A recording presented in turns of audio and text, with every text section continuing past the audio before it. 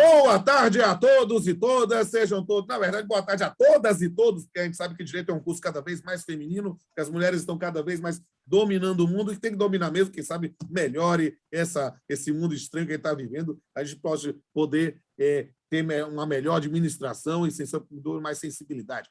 Meus amigos, minhas amigas, sejam todos e todas bem-vindos para a nossa terceira aula aqui de Teoria Geral do Direito Civil 2, aqui no curso de Direito e também no curso de Bacharelado Interdisciplinar em Humanidades, aqui da Universidade Federal da Bahia. Todos e todas bem-vindos. Nós estamos, neste semestre, repetindo, aqui trabalhando o tema da teoria do fato jurídico na perspectiva mais ampla, na teoria do negócio jurídico, verificando a base de Pontes Miranda. Já tivemos a primeira aula com a visão meramente introdutória, na aula passada já uma visão mais esquemática da parte do negócio jurídico, e hoje nós vamos falar especificamente do plano da existência e também começar o plano da validade, que é o mais longo, a gente vai demorar algumas aulas nesse ponto. E, nesse ponto, eu queria apresentar a todos e todas aqui o professor Vinícius Pales Quaresma, que faz doutorado aqui no programa de pós-graduação em Direito da UFBA, e eles têm como uma das medidas ter também um período de tirocínio docente. Os senhores não se preocupem que eu não exploro o tirocínio. Na verdade, ele vai participar da nossa aula, ter alguma exposição, porque ele precisa ser avaliado isso, mas eu não vou largar a turma com o tirocinista, não faço isso. Então, nós vamos continuar ministrando as nossas aulas normalmente, mas tendo uma oportunidade para ele também fazer uma participação, ensinando algum tópico, e eu vou complementar isso. Então, Vinícius, seja bem-vindo, e aí, se quiser, já liga o seu microfone e pode falar um pouquinho aqui para o pessoal entender o que está acontecendo aqui. Vinícius, está com áudio? Pessoal, boa tarde a todos e a todas. Primeiro, estou sim, está me ouvindo?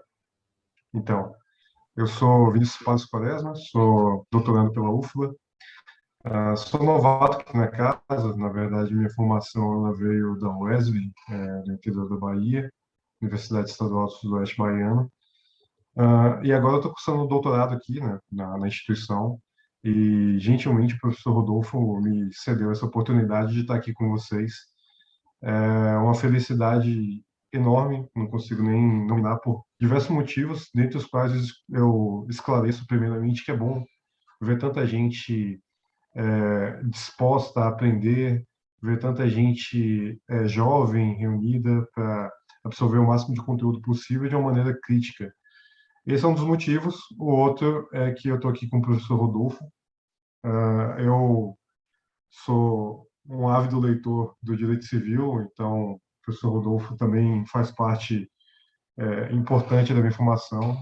Foi uma felicidade imensa, porque há 8 anos atrás eu estava na graduação, lendo os livros do professor também, e hoje em dia eu posso aqui estar compartilhando um pouco do trabalho dele e aprendendo, sem sombra de dúvidas, muito com ele. Como o professor muito bem salientou, nós vamos hoje dividir um pouco da aula, e para mim é uma honra imensa, né? E também uma responsabilidade muito grande estar se sintam contemplados.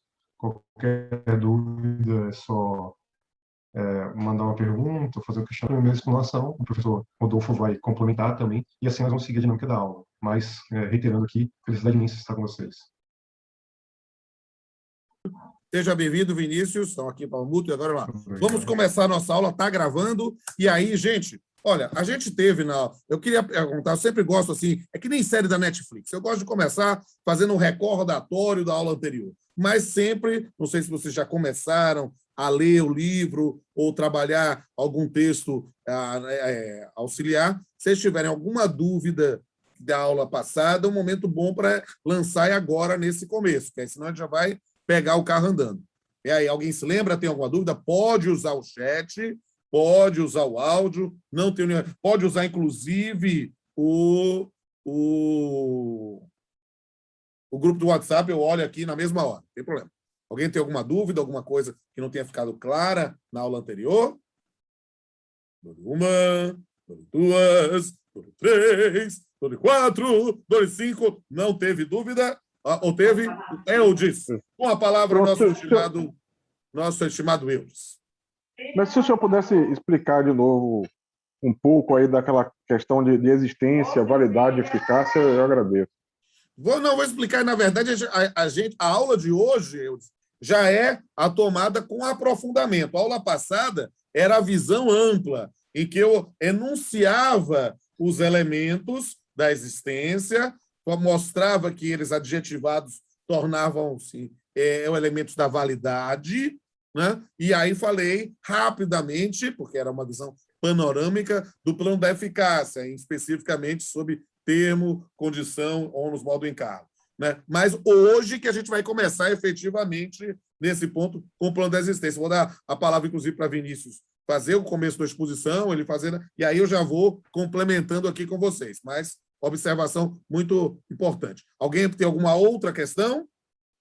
Se não, estavam com pudores, botaram o Eudes para ser o porta-voz, que Eudes está aqui, inclusive, no sistema de cota. Ele é o único homem com câmera na sala. Então, significa que você, nesse ponto, tem que limitar aqui, ó, tá? Mas você é uma minoria vulnerável que tem que ser protegida aqui, porque é elas que são as nossas poderosíssimas meninas superpoderosas. Vinícius, vou lhe dar a palavra, então, para você fazer a sua exposição, sua parte do plano da existência, e aí eu vou já seguindo e debatendo com você. Vamos tentar ver se funciona legal assim.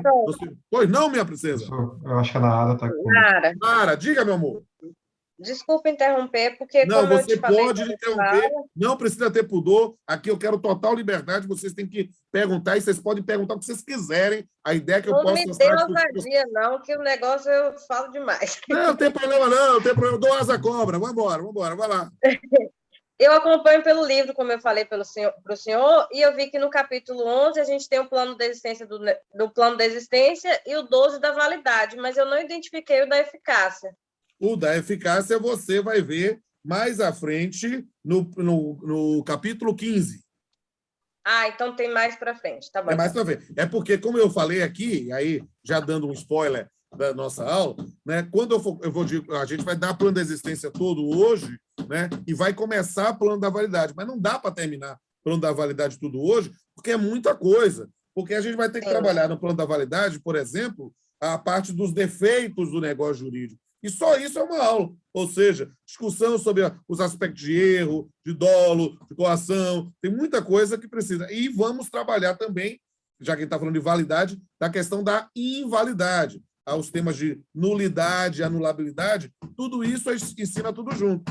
Aí depois é que a gente explica o plano da eficácia. Porque o plano da eficácia, mas na área sua observação é importante, porque aí eu faço um recordatório da aula anterior, né? É preciso entender, eu quero que vocês assentem, incorporem no repertório de vocês.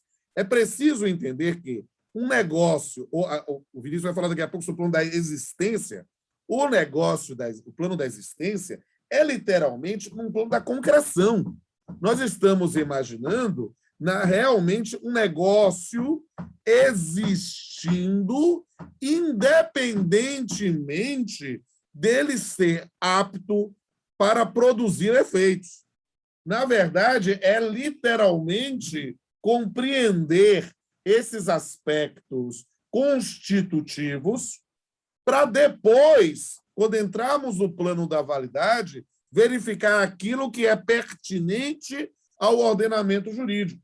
E aí, qual é a expressão que eu gostaria que vocês incorporassem ao seu repertório? É perceber que se um negócio jurídico é existente e válido, a priori, ele já produz efeitos.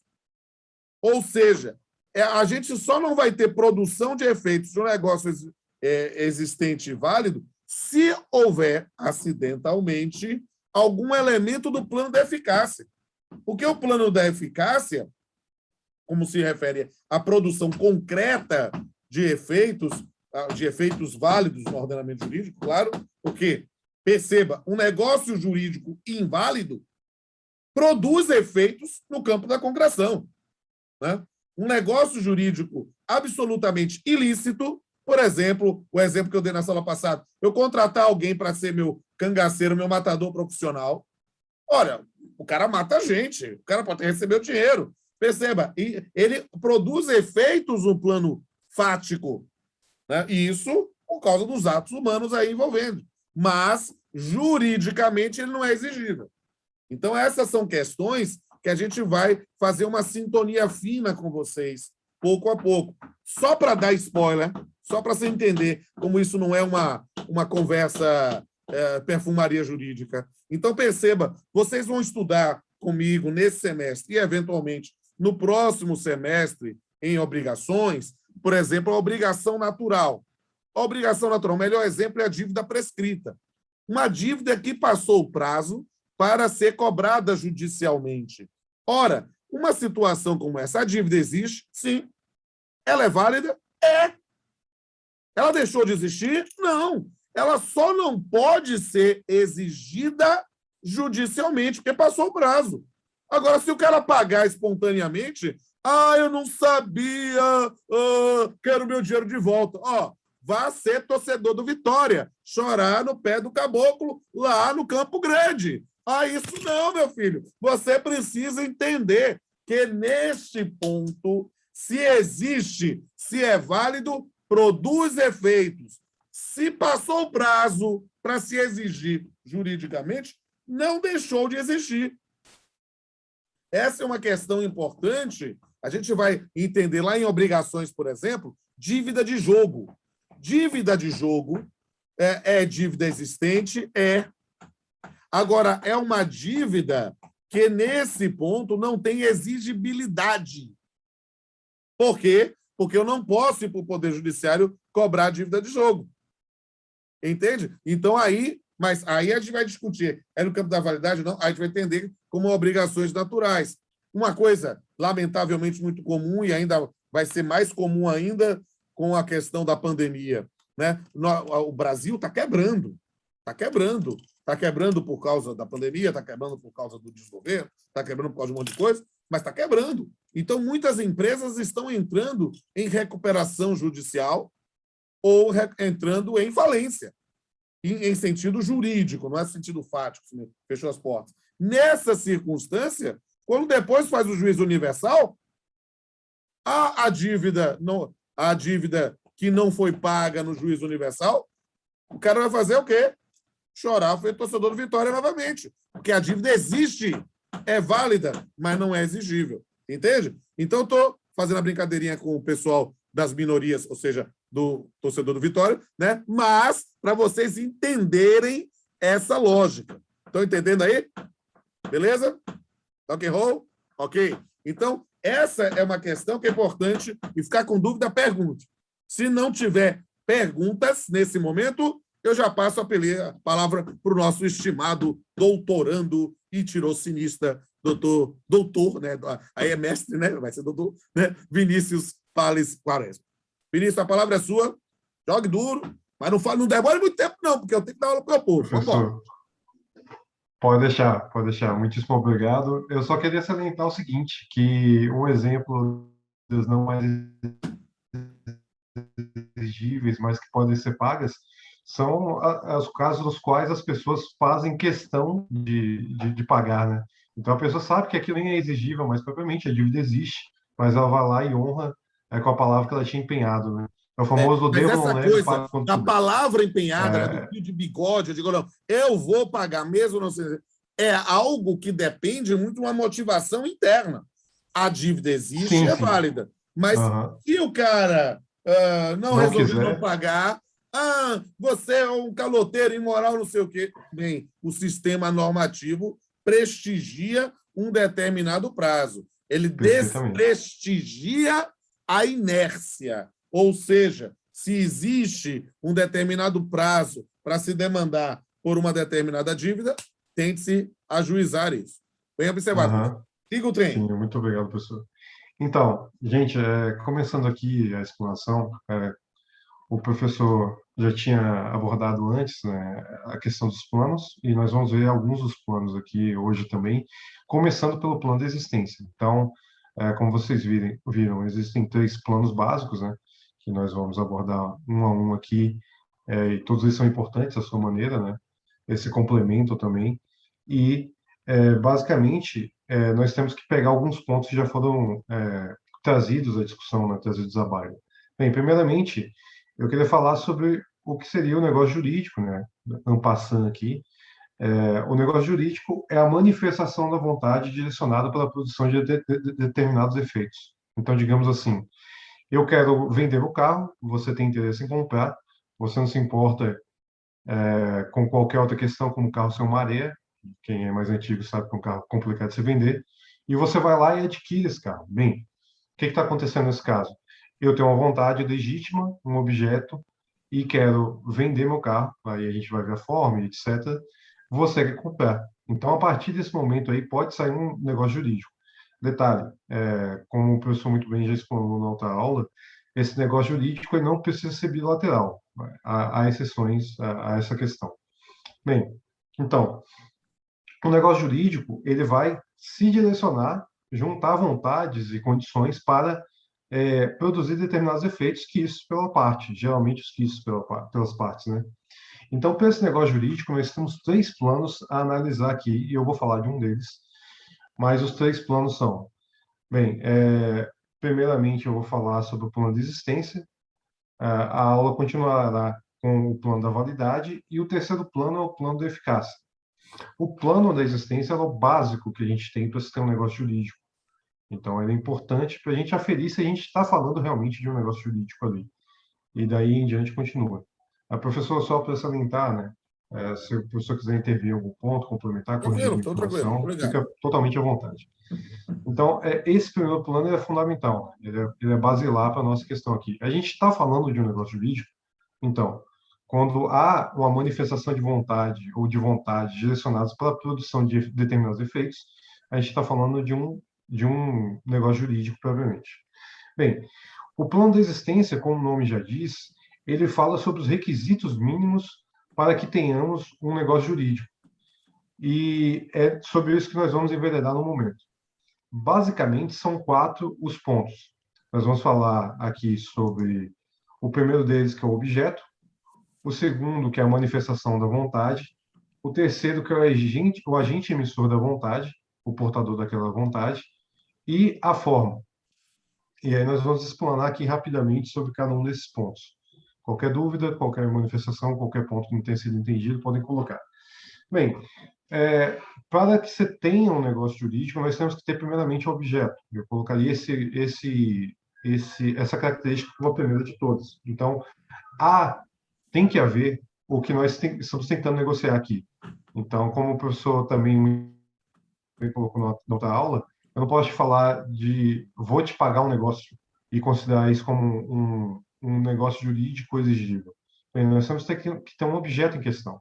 E aqui eu posso colocar para vocês que pode ser uma casa, pode ser um frigobar, pode ser um carro, pode ser uma prestação de serviço qualquer, N coisas que podem caber como o objeto de um contrato em questão, né? de um negócio jurídico em questão, vou colocar.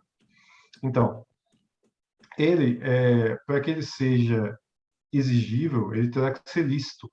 Bem, então, como o professor deu exemplo na outra aula, você pode contratar um serviço de um matador? Bem, a rigor da lei não, mas vamos colocar aqui. Seria isso um negócio jurídico? Sim. Seria um negócio jurídico que seria exigível? Não. A gente vai ver mais à frente que isso não pode ser exigido, né? Tem casos N que a pessoa vai lá e vai na delegacia reclamar que comprou uma droga, mas que não foi entregue. Ou há casos aqui no Brasil de gente que comprou um determinado produto ilícito e aí vai reclamar da qualidade na delegacia. Então, isso acontece, mas... O cara faz o gato, ou o cara faz o PDF do livro e joga no grupo e diz lá, ó lá, fez o PDF e doutor, esse PDF está com defeito, quero brigar com o autor, né? Tem de tudo, tem maluco para tudo. Deu confusão porque o vizinho cortou meu gato. E por aí vai. Exatamente. O vizinho cortou o gato, e agora tem o gatonete também, ainda tem isso. Tem o gato de luz e tem o gato de internet, TV a cabo. De internet. Isso, justamente. Então, assim, o Brasil é um laboratório imenso para as questões jurídicas, né? É um país fantástico nesse quesito também. Não. Eu digo com liberdade. O pessoal aqui falou, meu filho, outro dia, né? Eu me mudei aqui para casa, né? Depois de você, meu filho veio aqui. Pai, tem um negócio, um aparelho ótimo que você bota no computador, vai ver os jogos do Bahia de graça. Não sei. Meu filho, isso não é algo.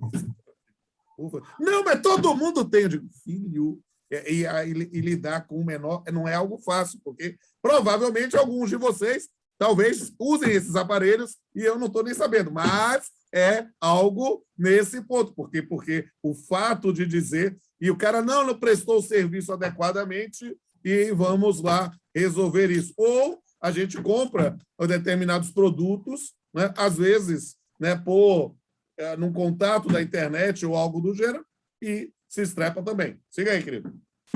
Isso, justamente. Então, assim, fica a reflexão aqui, né, para quem está com gatonete repensar. Mas continuando aqui. Então, nós temos que ter um objeto. Esse objeto ele vai ser, a priori, lícito, né, se é algo permitido pelo ordenamento jurídico brasileiro, e isso faz com que mais à frente ele possa ser exigível também. Então, nós temos que ter algo a ser negociado, basicamente.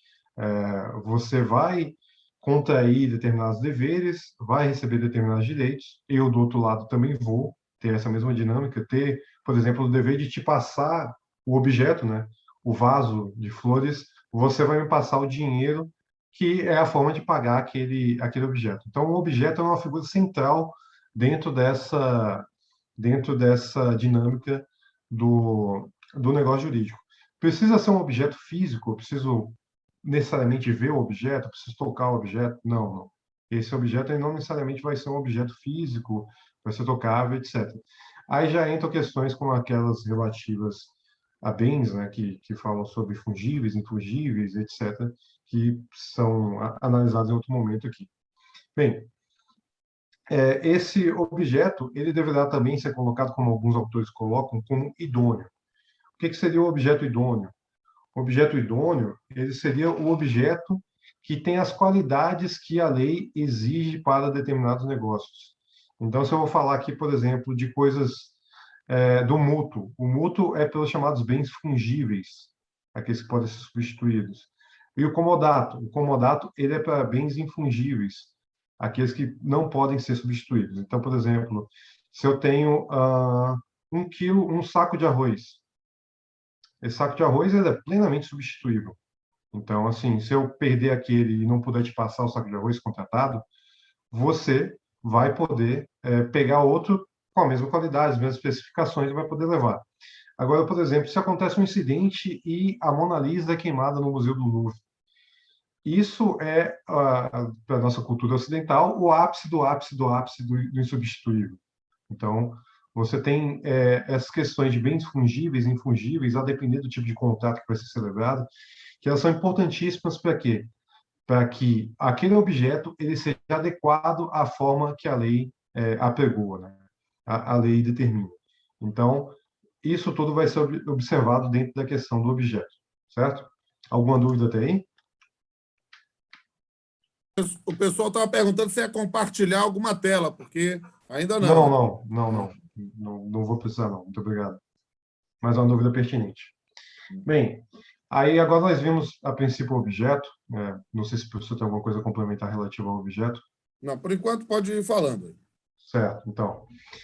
Tá, nós já temos o objeto. Então, o que nos falta? Falta também ainda a manifestação da vontade. Lembra que no início eu estava falando que o negócio jurídico é uma manifestação de vontade direcionada para a produção de determinados efeitos? Então, essa vontade ela tem que ser manifestada. Vamos por partes aqui. A vontade ela vai ser um requisito básico para o negócio jurídico. E essa vontade ela deverá ser exteriorizada de alguma forma. Então, assim, eu não posso, a rigor, né, a princípio, de modo geral, eu não posso presumir que você quis alguma coisa. Então, assim, olha, eu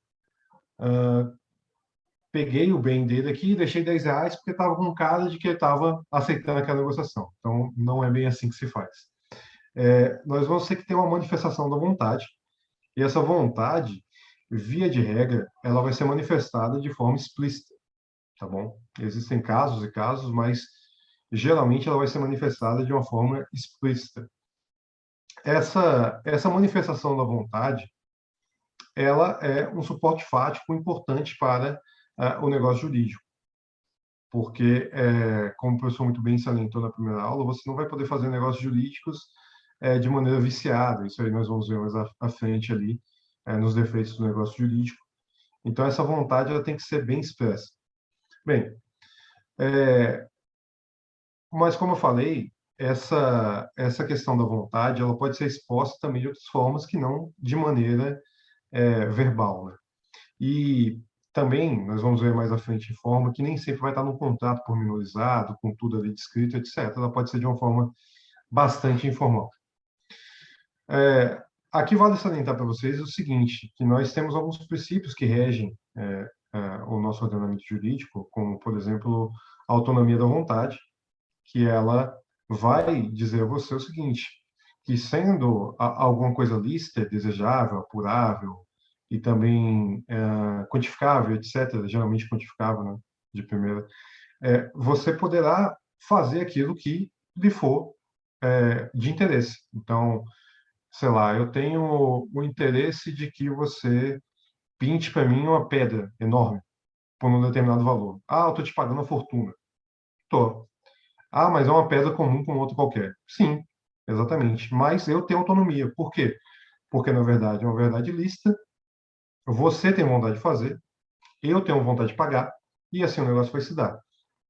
Então, assim, a autonomia de vontade, ela vai ser uma pedra angular nessa questão. Certo, mas a autonomia da vontade, ela vai lhe dar uma carta branca? Não, de maneira nenhuma. Então, assim, existem limitações, né, do próprio negócio jurídico, mas existem também princípios que vão limitar essa questão da autonomia da vontade, como, por exemplo, que eu posso citar, a supremacia da ordem pública. Então, se nós tivermos, por exemplo, um produto em extrema escassez e se precise fazer uma espécie de racionamento ou algo do gênero, bem, eu não posso vir aqui e comprar todo o combustível de uma cidade. Então, isso não vai ser uma medida razoável. Mas, geralmente, essa lei, essa autonomia, ela é dada e você tem esse princípio que vai limitar e também tem certos diplomas legais, como, por exemplo, o CDC, o Código de Defesa do Consumidor. Ele pode limitar esse andamento, pois não, Thalita? Não, eu queria fazer uma pergunta, porque no início da pandemia teve aquela história com álcool em gel, porque estava uma discussão que iriam limitar. Chegou a haver essa limitação ou foi algo só imaginado por alguns? Limitar como, querida? Não entendi. É que estavam comprando álcool em gel sem necessidade. Sim, E comprar. aí Aí é estava uma questão. causando. Entendi.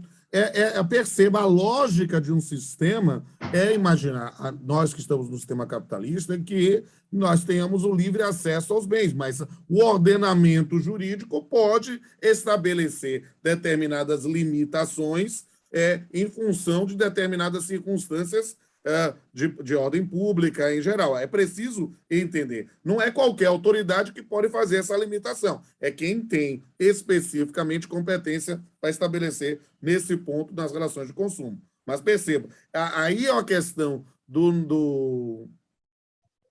da validade de um negócio jurídico, literalmente da validade, ou seja, da pertinência. O negócio existe. Mudando tem que ser mudado, vamos fazer para uma coisa histórica mais ampla, por exemplo, a lei seca. Né? Quando a gente pensa no início do século XX, principalmente nos Estados Unidos, a gente sempre vê aqueles filmes de gangsters, de mafiosos, intocáveis, Al Capone, esse tipo de coisa. Perceba, comprar álcool. Comprar álcool é algo ilícito, hoje não. Mas perceba que se trata de uma situação que no passado foi. Como, por exemplo, hoje, comprar maconha. Maconha hoje não é possível fazer nesse ponto como um negócio jurídico válido. Perceba, há uma discussão que é diferente, e Vinícius, que atua tanto na área civil como penal, pode dar talvez esse elemento, para vocês entenderem a diferença da disciplina jurídica criminal para a disciplina jurídica civil. Né? Você tem já uma tolerância maior em relação à própria noção do usuário, do consumidor, em relação ao traficante. Mas perceba, como negócio jurídico, ele existe. Ele existe. Independente da sua... A lógica de perceber se um negócio jurídico é válido é se admite a sua exigibilidade perante o Poder Judiciário. né? Ou seja, você tem um direito subjetivo de... Falei, mas voltamos aí para a existência. Vinícius, a bola está com você. Certo, perfeitamente. Só para complementar, nos Estados Unidos teve uma situação dessa, né? E aí as plataformas por onde a pessoa tentou vender, em caso saiu de costa a costa comprando álcool em gel e máscara nos Estados Unidos, e aí tinha uma quantidade gigantesca, tentou vender por eBay, Amazon e etc. Ele foi banido das plataformas, né? Foram outras soluções dadas. Mas como o professor colocou, né? Nesse exemplo muito bem dado, a venda de bebida alcoólica antes era proibida, depois permitida, depois passou a ser proibida, depois passou a ser permitida novamente. Então, assim, você pode realmente controlar, mas existem diplomas legais, né, leis, propriamente falando, que elas já perenemente elas mantêm essa inibição. Então, por exemplo, em tese, se você for seguir puramente a autonomia da vontade, eu posso abrir mão de diversas coisas para comprar um produto mais barato, diversas garantias que acabam gerando custos a mais para a loja que vende. Mas o Código de Defesa do Consumidor é um meio de se pôr limites nessa autonomia. E são limites que são benéficos para a sociedade. São limites que eles vão atender princípios coletivos como o da própria supremacia da ordem pública. Outro exemplo que se pode citar nesse sentido também, de lei que limita essa autonomia, né? Essa autonomia da vontade, a lei do inquilinato. A lei do inquilinato ela traz diversas questões lá que são requisitos mínimos para que se tenha uma alocação de um imóvel, e lá você não pode fugir disso, porque justamente para que se tenha essa proteção, se mantenha essa proteção, e se garanta a autonomia da vontade, mas também com condições mínimas de existência de um mercado imobiliário que para a gente é tão importante assim. Então você tem, de um lado, a liberdade, sempre em conflito com o bem-estar social e alguns outros valores. Certo, mas aqui eu estou falando da manifestação da vontade, e como eu tinha colocado mais cedo, né, um pouco antes, a manifestação da vontade ela pode se dar de diversas formas, né? Ela pode se dar verbalmente, pode se dar também por escrito, pode se dar de maneiras diferentes e até por meio do silêncio. Mas aqui eu faço uma ressalva. Ao contrário do que o jargão geralmente diz, que quem cala consente, aqui isso é uma exceção, e aqui eu trago para vocês também uma demonstração dessa exceção. Se vocês consultarem o Código Civil, vocês vão ver lá no artigo 111 escrito o seguinte, aqui eu vou usar uma cola, porque decorar artigo não é para todos, né? Artigo 111.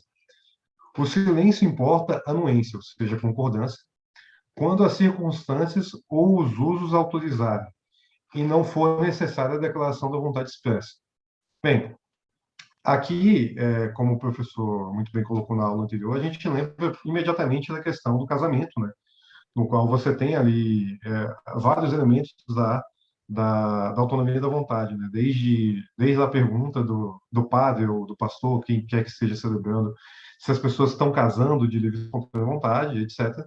Mas imagina se todo mundo na igreja fosse dar anuência ali, assinando um papel como as testemunhas fazem no casamento. Isso iria demorar bastante e deixaria de ser prático, e seria uma medida sem tanto efeito.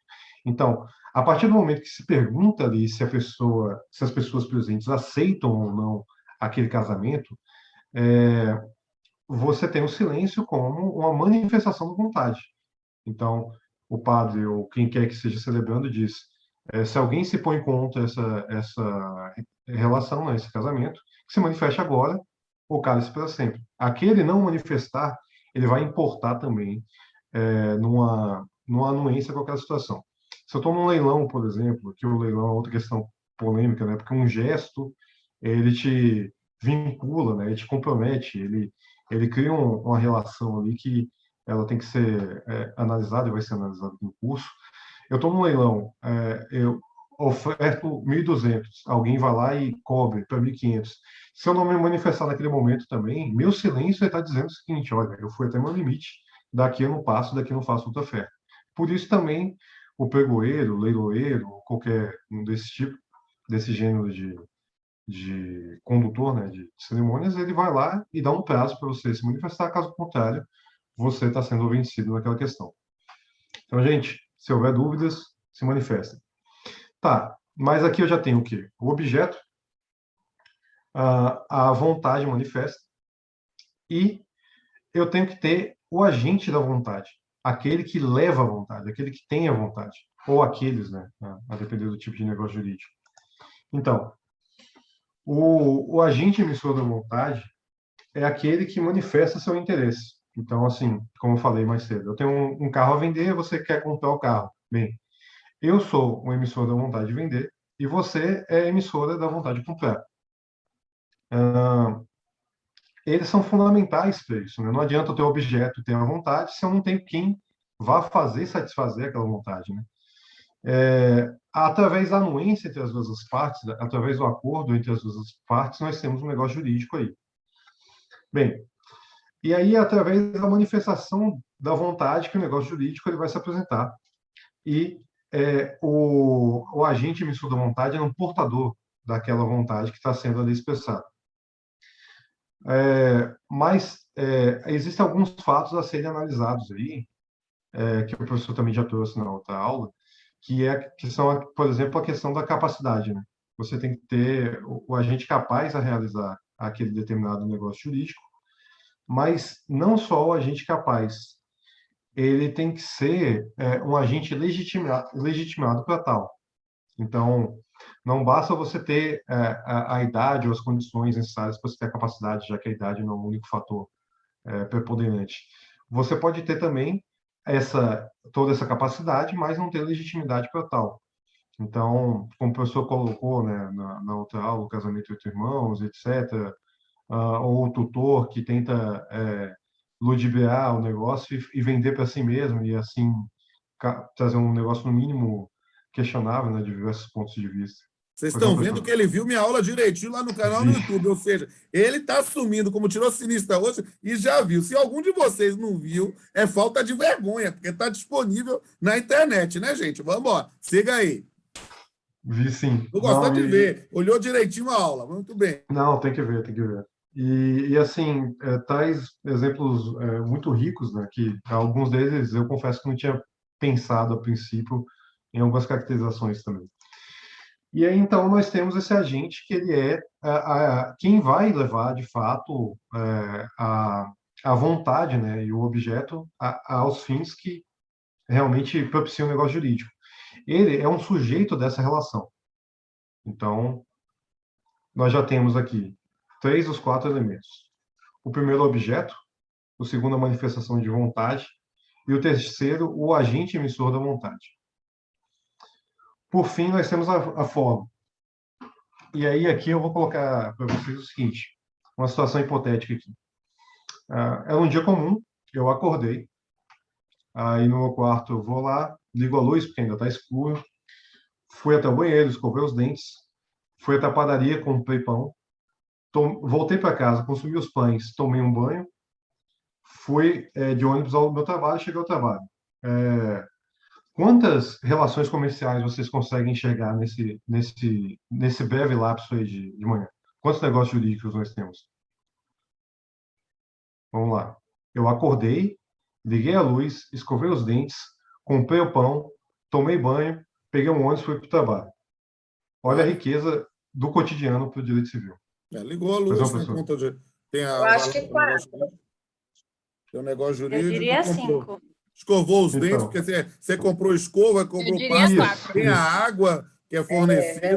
Mas aí é muita coisa, professor. Então, mas tudo isso está repleta de negócios jurídicos, minha princesa. A gente tem...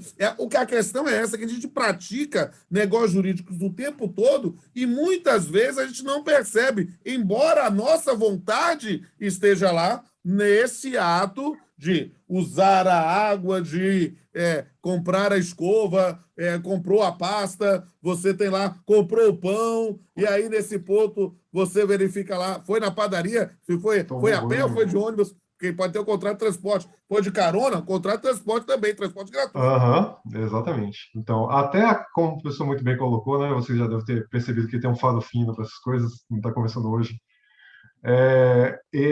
Como ele muito bem colocou, até uma carona que pode ser não onerosa, né, pode ser não cobrada, ela é uma espécie de negócio jurídico e de contrato também. Mas, enfim, então, assim, basicamente o ser humano, ele é um sujeito cercado de relações cíveis por todos os lados. E aí, como o professor muito bem colocou, eu acordei e liguei a luz. Isso é um contrato com a companhia de energia elétrica. Depois que eu liguei a luz, eu fui lá e escovei meus dentes. Tive que comprar um dia a escova de dente, tive que comprar a pasta, tô com o contrato da água. Tá, escovei os dentes, saí ali, comprei pão. Nessa compra do pão, eu não tenho nenhum tipo de contrato. Olha, quando você liga a luz, você tem um contrato lá de adesão com a empresa que fornece. Quando você usa a água também.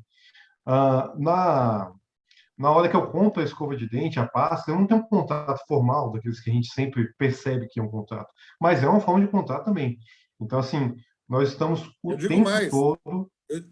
Eu digo mais, é um contrato. Você pode não Sim, ter um sim. instrumento É, contratual, você não tem lá um contrato que eu estou comprando da parte de gente, mas uma compra e venda é uma relação jurídica contratual. É um negócio jurídico, não perfeitamente. tem. Ele não, esse tipo de compra, né, quando compra uma pasta de dente, ela não tem exigências que comprar um imóvel tem, por exemplo, mas ela Isso, é um contrato, só não porque é vai um estar daquela bem forma que a móvel, gente bate o lembre-se. olho. E isso que a sua observação é muito importante para o pessoal fazer o link com Teoria Geral de Direito Civil 1. Por quê? Porque se você comprar a pasta de dente, a escova de dente, você está comprando um bem móvel e que não exige maiores Formalidades. formalidades, senão a própria tradição, a entrega deste Uhum. bem. Então assim, a partir do momento que eu fiz todos esses movimentos, eu estou fazendo, celebrando contratos e encerrando alguns contratos o tempo todo também. Então, isso tudo gera responsabilidades. Por exemplo, se a água tá com algum tipo de agente que piora a qualidade dela, a empresa que fornece a água pode responder. Se o pão está envenenado, o padeiro vai responder. Se, por exemplo, eu sofrer um acidente dentro daquele ônibus, a empresa de ônibus vai responder por isso, e etc. Então, tem toda a relação ali, por mais informal que seja, tem toda uma série de deveres e direitos embutidos nessa questão, tá certo? E esse exemplo dado foi só para demonstrar para vocês que há contratos e há formas de contratos das mais variadas possíveis. A todo tempo nós estamos a celebrar contratos, como foi exposto aqui. Bem, mas, como eu falei, nem todo negócio jurídico ele vai ser exprimido num contrato daqueles que a gente conhece, com minuta, com assinatura das partes, leitura, visto em cada uma das páginas, etc.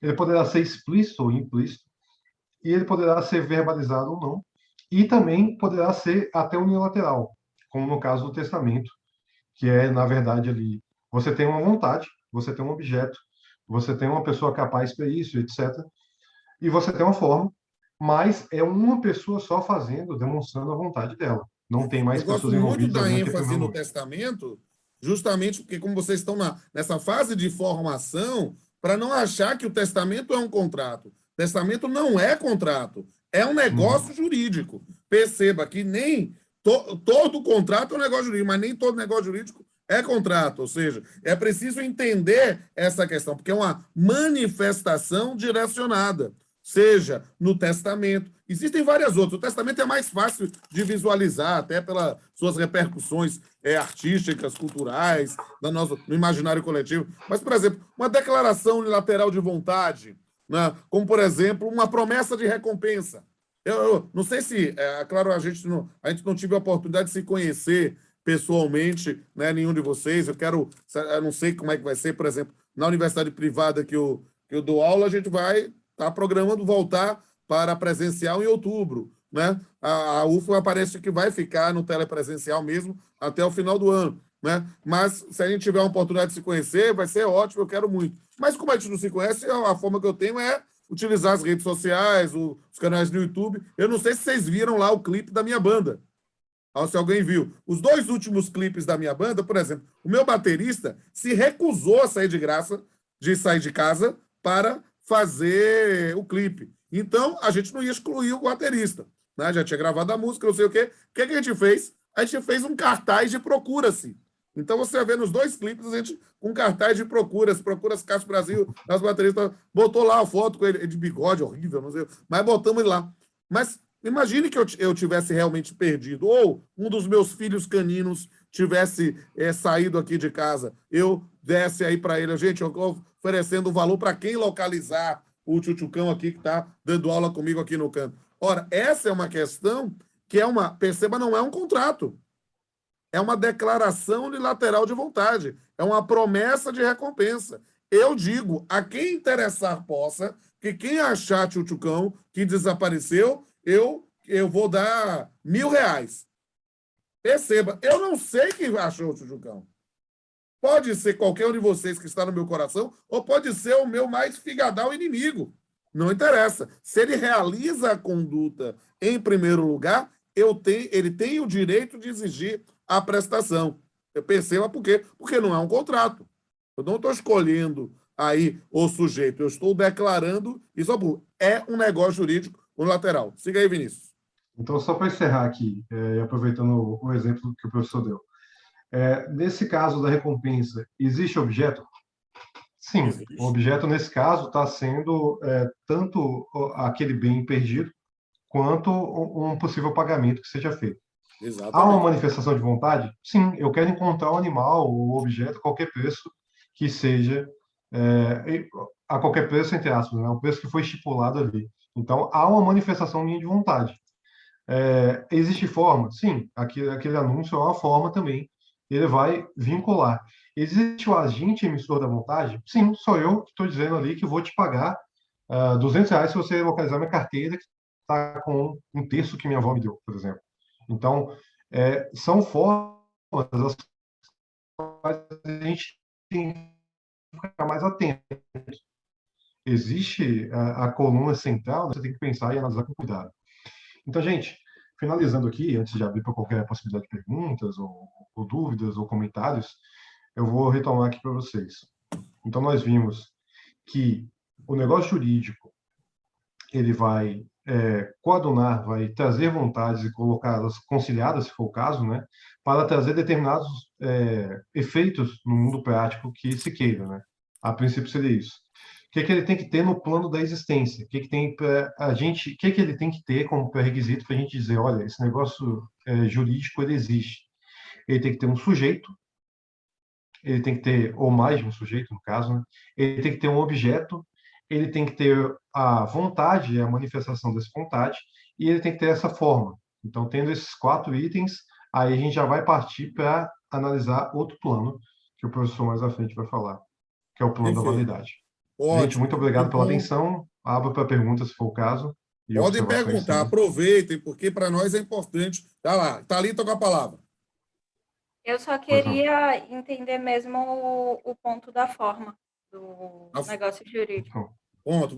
Quer que eu fale, Vinícius? Vai, Vinícius. Não, pode ir, professor. Eu complemento. Bem, a forma, querida, é preciso ter uma exteriorização.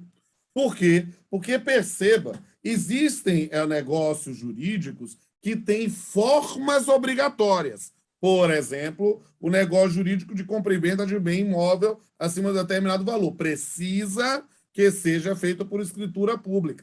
Ali tem uma forma prevista em lei. Mas perceba que todo negócio jurídico precisa de uma forma no sentido de ter uma exteriorização. Por quê? Porque enquanto não há essa exteriorização, nós estamos no campo da reserva mental. Perceba, eu respeito todas as manifestações de fé e todas as manifestações de ausência de fé, sem nenhum problema. Mas imagine que algum de vocês fez uma promessa para a Santa Mãe Irmã Dulce dos Pobres, né, que se conseguir passar em Teoria Geral de Direito Civil 2, vai fazer, sei lá, vai de joelhos até a Igreja do Senhor do Bonfim. Sei lá, você faz lá a promessa, sei quê. Isso, na verdade, é algo que está no plano da sua reserva mental. Se você vai cumprir, não vai cumprir, isso é na sua relação. Mas se eu falo para as outras pessoas que eu vou fazer isso, ora, se não é algo de uma relação contratual ou de um negócio jurídico, tá só a palavra proferida, lançada ao vento, né? Perceba, eu preciso de uma exteriorização, né? Eu quero, olha, se eu conseguir passar nesse concurso, eu vou fazer uma doação para a caridade.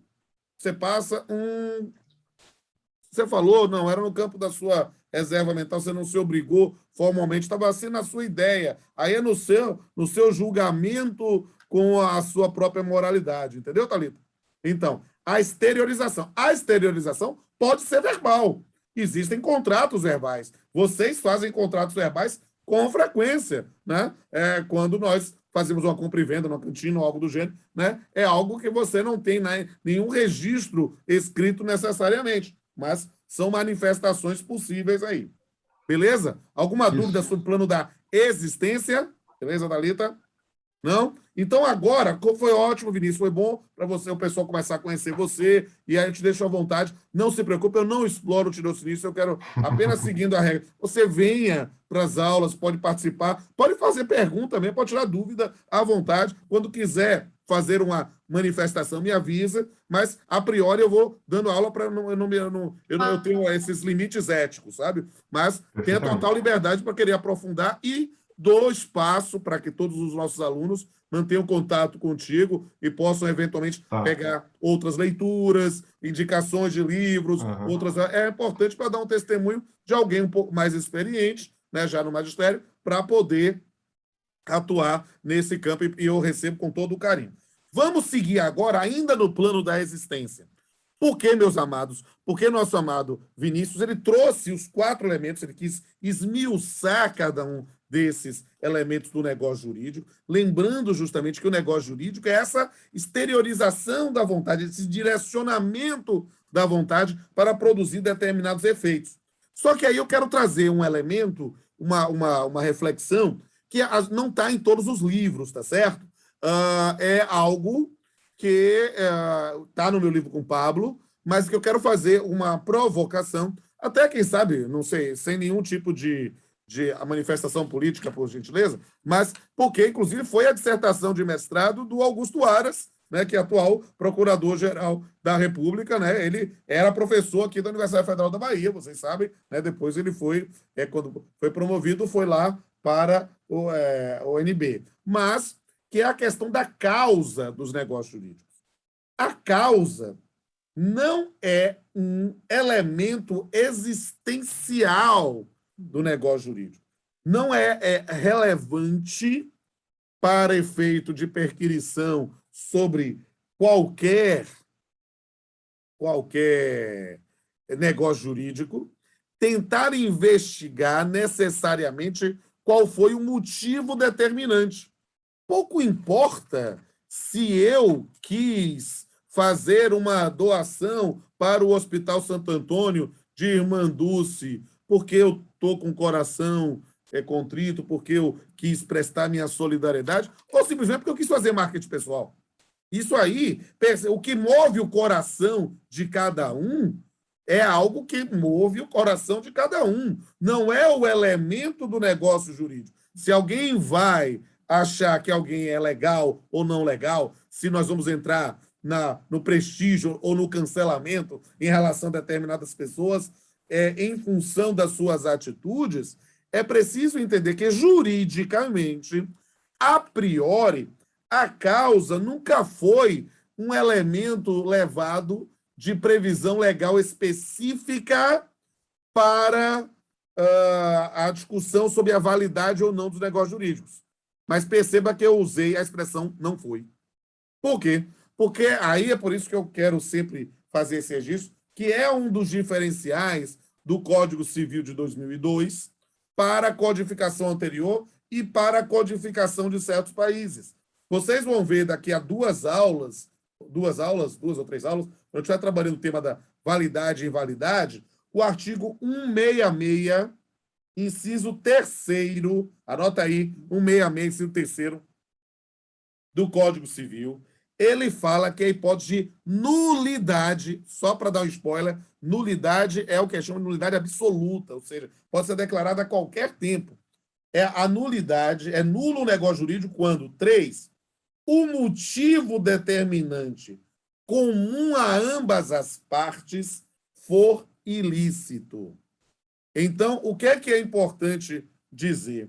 Nesse ponto, nós vamos ter, descobrindo que em determinada relação jurídica se estabeleceu com uma finalidade, na verdade, com uma causa, com um motivo que era ilícito, é possível se desfazer o negócio jurídico. Essa é uma previsão legal que não existia na codificação anterior. E me permita tratar vocês como meus padawans, e eu que sou o coroa aqui dessa reunião virtual, eu serei o mestre Jedi. Nesse momento, na minha posição de Yoda, eu quero dizer a vocês que esta previsão passa muitas vezes em brancas nuvens. Por quê? Porque, me permita dizer, quem está ensinando há quase 30 anos, o pessoal na área de direito tem o que eu chamo de jurisprudência retrospectiva, ou saudade da legislação revogada, nostalgia da doutrina superada. O cara aprendeu de uma forma, a lei mudou e o cara continua aplicando da mesma forma. Vinícius, que é profissional do direito, sabe? Muda a lei e o juiz continua decidindo do mesmo jeito. Né? Aí a gente diz assim, tem que mudar o modelinho do estagiário para ver se o pessoal acorda, mudando o estagiário, talvez o juiz mude. É algo assim que a gente precisa compreender, que às vezes as pessoas se apegam a determinados modelos ou a determinadas formas, a determinadas concepções e acabam repetindo. E muita gente come mosca, não sabe disso. Aqui é possível, com base nesse dispositivo, declarar a nulidade, e aí outro dispositivo que as pessoas não sabem, é o 169 do Código Civil, que diz que a nulidade não convalesce com o decurso do tempo. Ou seja, não tem prescrição para isso. Não tem decadência para isso. Se o motivo for ilícito, nós podemos declarar a nulidade de um negócio jurídico a qualquer tempo. Essa é uma questão que é poderosíssima. E isso que faz, para vocês entenderem, uma afirmação minha, de Pablo, de outros professores, que o Código Civil de 2002 é causalista. Ele tem essa perspectiva, que é um dos diferenciais em relação à codificação anterior, dentro dessa linha de prestigiar a licitude, prestigiar a boa-fé. Então, feitas essas observações, eu quero começar, temos tempo, não se preocupe, temos tempo, não vou estressar ninguém, não se preocupe, é tudo light, tudo tranquilo, né? É a gente começar a falar um pouco, e para minha amada Nara, cadê Nara? Nara sumiu, caiu a Nara ali, né? Que acompanha pelo livro. Estou entrando agora no capítulo 12, viu, Nara? Então, falar um pouquinho do plano da validade do negócio jurídico.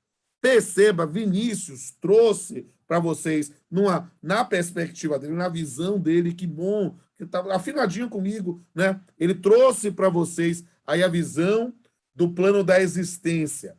Como eu já antecipei na aula passada, o plano da validade é analisar cada um desses elementos, esses 4 elementos, e adjetivá-los.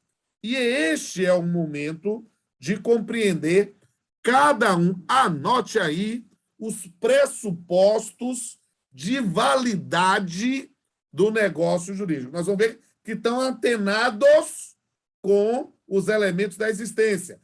Ficou alguma dúvida sobre plano da existência? Você que fez uma pergunta, ou deu para pegar tudo agora? Tranquilo, mestre. Pegou tudo? Lá ele, diria o baiano? Tá certo, tá ok. Tá aí. Beleza. Então, vamos lá. Vamos compreender a noção de manifestação de vontade, que é o primeiro elemento. Perceba, o negócio jurídico é a essência, vontade direcionada para a produção de determinados efeitos. Ora, a gente precisa compreender que essa manifestação de vontade tem de ser livre e não e ser de boa-fé, não está impregnada de má-fé. A ideia aqui é do direcionamento da vontade. Perceba, são 2 elementos distintos dentro da própria compreensão, manifestação de vontade. Livre e de boa-fé. Liberdade, aqui, diz respeito a uma manifestação de vontade sem vícios. Na aula que vem, eu não estou acabando a aula, só para dizer que a aula é conectada. Na aula que vem, a gente vai começar, provavelmente, falando dos defeitos do negócio jurídico, os vícios do negócio jurídico. A vontade, ela precisa ser efetivamente declarada sem algum tipo de vício, como coação, erro, dolo, lesão, estado de perigo, e ainda tem os vícios sociais. A aula que vem a gente vai explicar, que é a fraude contra credores e a simulação. Mas perceba, a vontade tem de ser direcionada. Perceba que esse é um tema, queridos e queridas, que precisa ser bem trabalhado. Por quê, meu amado, minha amada? Porque senão a gente vai negar a existência de manifestação de vontade. Como assim? Porque, cara, a gente não tem igualdade sempre. Perceba em relações entre vulneráveis. Relação de emprego, o empregado e o empregador. Relação de consumo, o consumidor e o fornecedor dos serviços. Perceba que não há uma igualdade sempre. Mas nós temos que verificar, não tem uma igualdade sempre, por quê? Por causa de uma diferença, naturalmente, da capacidade econômica de cada um, ou das necessidades de cada um. Ou seja, o empregado, ele aceita a maior parte das coisas porque ele tem um medo difuso de perder o posto de trabalho. Isso não é a noção técnica de vício de vontade. Por quê? Porque na noção do vício da vontade é o indivíduo ponderar entre as possibilidades lícitas. Lícitas. Por quê? Porque, perceba, ser despedido é uma possibilidade. Então, o que é que acontece? É por isso que muitas pessoas não conseguem entender direito do trabalho. Porque ela diz lá, mas é um absurdo, o juiz lá declara alguma coisa porque é para proteger o empregado. Não, porque o sistema normativo não considera lícita determinadas manifestações. Foi, talvez, um grande problema do canto de sereia, que vocês são muito jovens, alguns de vocês têm 18, 19 anos, né? E talvez não tenham acompanhado há bem pouco tempo, em 2017, né, a reforma trabalhista.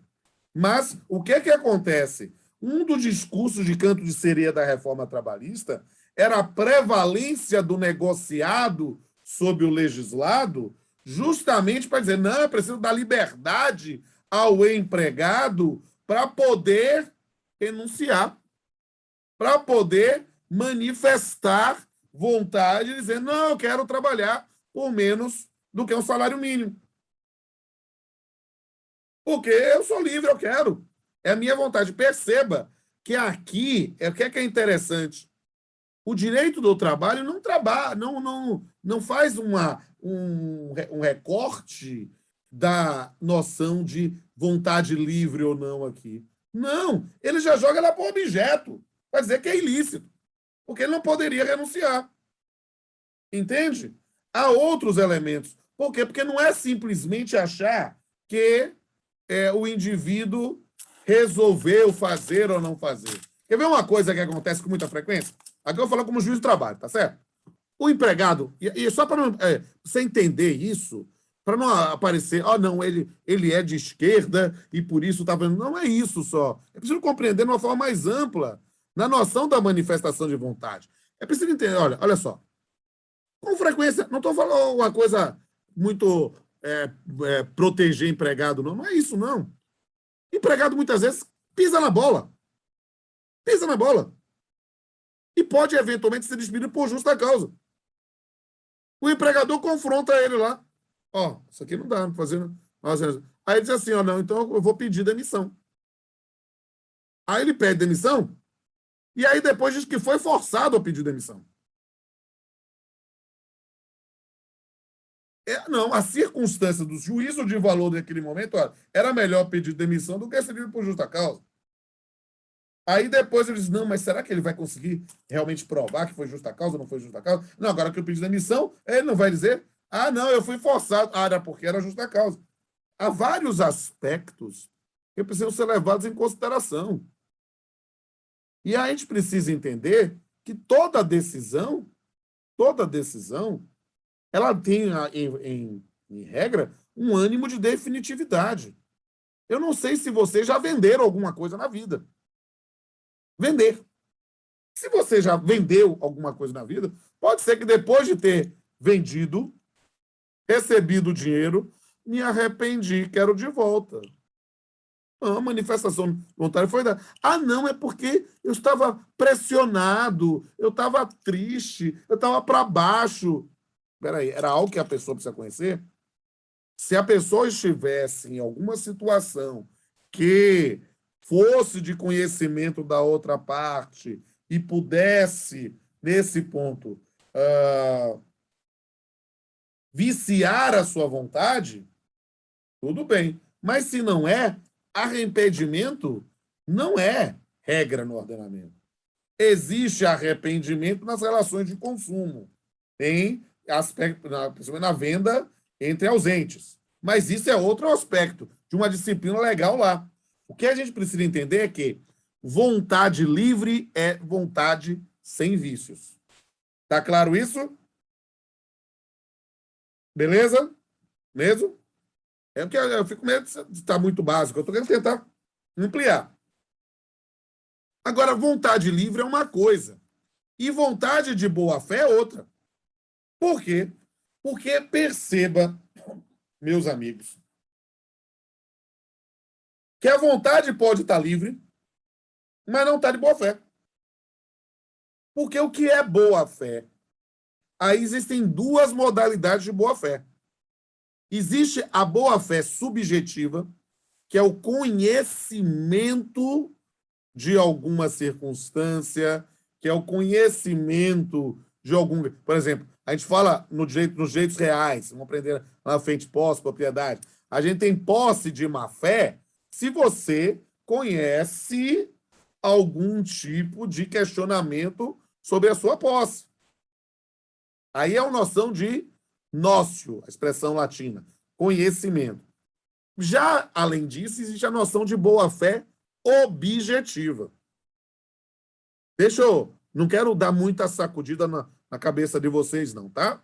Mas é só para vocês entenderem como essa questão é complexa. Isso vai ser aprofundado e não é mais aqui em Teoria Geral de Direito Civil 2, não. É lá em contratos. E talvez em Teoria Geral dos Contratos também, né? Que é Obrigações 2, nosso programa. Que é o quê, gente? Situação, olha só, a noção de boa-fé objetiva, vontade livre, sim, mas que você precisa dizer alguma coisa, porque ordinariamente se espera isso. Então, é o que a gente precisa lembrar nos negócios jurídicos bilaterais. Anote aí, só para vocês falarem aqui, no artigo 147 do Código Civil, diz lá, nos negócios jurídicos bilaterais, o silêncio intencional de uma das partes a respeito de fato ou qualidade que a outra parte age ignorado, constitui omissão dolosa, provando que sem ela o negócio não se teria celebrado. Vou dar um exemplo reconhecido na jurisprudência como vontade livre, mas não de boa-fé. Olha só, um determinado hotel resolveu comprar tapetes acartonados. Tá? Era um tapete que tinha uma técnica específica, uma beleza específica, e vou comprar esses tapetes. O indivíduo disse, eu quero comprar esses tapetes, tanto. Beleza, ótimo. Vai comprar? Tem como instalar? Tenho. Não falou mais nada. Só que esse tapete precisava de uma cola especial. Se usasse a cola normal de colar tapete, como usou, estragava o tapete. Ora, quando alguém vende um produto, ele tem um dever de informação sobre o uso do produto. Se é o uso regular, pode usar qualquer cola que usa normalmente em tapete, não tem que falar nada. Mas se precisa de uma cola especial, precisa dizer. Perceba, o cara comprou o tapete, comprou. Comprou o tapete que queria, comprou. Estava livre, estava. Agora vem cá, se você soubesse que para instalar aquele tapete precisa de uma cola que só é produzida ali, você ia comprar o tapete somente? Sabe? Me permita a expressão bem baiana. Ô, pé do bó, você ia fazer diferente, é? Aonde? Perceba a lógica disso. Diga aí, Vinícius. Professor, só para dar um exemplo aqui que eu já vi acontecer e possivelmente as pessoas também já tenham visto. Quando alguém compra um aparelho celular de segunda mão, na mão de alguma pessoa, e esse aparelho ele tem algum tipo de defeito, bateria curta, ou algum outro tipo de defeito que ele desliga daqui em 15, 20 minutos. Bateria Ligou na sua frente ali, viciada. está funcionando Você quer normalmente, comprar carro está funcionando, usado. isso está funcionando Mas é mais normalmente que na um sua carro frente. usado. O carro já foi batido. O carro já teve o motor Isso, bateu, o cara refeito. teve que fazer, e o cara não diz isso. Se Isso. você soubesse que o motor estava batido, já foi batido e foi para a retífica, você ia comprar? Ou naquele mesmo valor? Exatamente. Então, assim, a pessoa está ali, você quer comprar, a outra quer vender, é o produto que você quer, pelo preço que vocês ajustaram, tá com a nota fiscal, tudo Isso. certinho, te passa, mostrando que é A dela mesmo, é um vontade produto está lícito, livre, mas o mas você não problema é conhece o lesão boa fator, fé. e você não conhece o Perfeito? fator essencial para o negócio. Exatamente. Eu tô, só para saber, quem sabe vocês me ajudam a comprar. Eu tô numa fase meio hippie, né? Aí, o que é que eu fiz? Eu adotei 5 cachorros. E aí eu tenho um carro grande, tá? Que é o carro que eu faço, mas não dá para botar os cachorros no carro. Então eu quero comprar uma Kombi. Eu meti na cabeça que eu quero comprar uma Kombi, plotar assim metade a Mystery Machine, que é o carro do Scooby-Doo, e a outra metade uma coisa assim, Flower Power, né, com um monte de coisa. Eu quero, já meti na cabeça, já vou fazer. Aí eu tô procurando a Kombi. Pô, velho, achar uma Kombi por um preço bom, né, não é fácil, não. E aí eu tô procurando a Kombi. Mas se eu for comprar uma Kombi, de repente tá um preço beleza, o motor já foi batido, ou já teve um acidente, eu preciso, e a gente também tem que levar em consideração a noção do homem médio. O que é a noção do reasonable man, do reasonable man do direito norte-americano, ou do bonus pater família lá do direito romano? Né? Se está muito barato, é que tem alguma coisa, né? Pô, um preço muito abaixo da média, a gente precisa saber o que está acontecendo. Então, para verificar isso, né? É algo que a gente precisa buscar nesse ponto, essa noção dos deveres de informação a cada produto. Você Professor, perceba, só na área, já vou lhe dar a palavra, você perceba que é estranho falar isso, mas eu não sei se vocês têm a sensação. Fiquem à vontade comigo, o tio Pamplona não tem frescura. Né? A questão é, perceba que, muitas vezes, a nossa lógica, a forma como a gente é educado, não é assim, não. A forma que a gente é educado é da lei do Gerson. É preciso. Será que não. O cara tá se divorciando, tá desiludido, tá não sei o quê. Ele tá querendo se desfazer. Oba, vai ser uma oportunidade boa de comprar umas coisas boas aí. Né? A gente, na verdade, a gente tripudia da desgraça alheia. Né? E a gente, de boa, de boas. Mas, porque nisso, se for objeto, e claro, é algo que vem na noção dos vícios, a gente vai poder ter alguma situação de desfazimento do negócio jurídico. Nara. Seguindo nesse raciocínio também, por exemplo, no segmento em que eu atuava, era uma empresa de baterias de carro. Não sei se todo mundo conhece, mas existem baterias que necessitam de uma revisão periódica e outras que não. Essa informação, se ela não for passada ao cliente, por exemplo, verbalmente, pode comprometer a vida útil da bateria. Mas existe um carimbo que vai na garantia que informa isso. Essa informação na garantia é válida ou necessita de informação verbal? perceba o que é o operador do direito, é justamente isso. Ora, eu tenho ciência que eu preciso cientificar. Se eu bato o carimbo e no carimbo está lá escrito, eu já atendo esse dever de informação, aí vocês dizem, não, se o cara não falou, não vai saber. Mas perceba, quando o indivíduo vai em juízo, a primeira coisa que ele vai apresentar é a nota fiscal, que está lá o carimbão. Eu, como advogado da empresa, digo, tá lá, tá escrito. E é claro, aí, digamos assim, entra na liberdade poética, eu quero dizer, não, o cara afirmou, tanto afirmou que tá lá no carimbo. Como ninguém lembra como é que foi a conversa. Entendi. É justamente por isso, porque já houve diversos transtornos, justamente por isso. Mas ninguém lê certificado, ninguém lê garantia. Aí acaba essa margem de discricionariedade que muitas vezes as pessoas não conseguem entender a lógica de atuar no Poder Judiciário. Muitas vezes é o ônus da argumentação, dizer, olha, essa é uma situação que a observação do que o julgamento acontece, ninguém lê, não sei o quê. Perceba que há toda uma... Até se você vai convencer ou não o magistrado nesse ponto. Mas perceba que a tese de defesa fica muito mais fácil. Você tem esse carimbão. Se não tivesse carimbão, aí fica muito mais fácil dizer que houve uma lesão boa-fé objetiva. Você entende, querido? E existem várias outras circunstâncias. Uma aula de contratos ele pode trabalhar mais. Mas vamos lá para o segundo. Ele falou sobre a manifestação de vontade, então vamos falar agora sobre o agente. O agente emissor da vontade. Ele tem de ser capaz e legitimado para o negócio. Perceba. Olha aí, gente. Alguém leia aí, por favor, o artigo 104 do Código Civil. Eu vou ler daqui, mas toda vez que eu falar um dispositivo de artigo, você anota, o pessoal dos cadernos de ouro da turma, dos cadernos digitados, fica ligado para deixar tudo anotadinho. Artigo 104. 104 é o dispositivo mais importante nesse ponto da validade. Fala lá. A validade do negócio jurídico requer 1. Agente capaz. 2. Objeto lícito possível determinado ou determinado. 3. Forma prescrita ou não defesa em lei.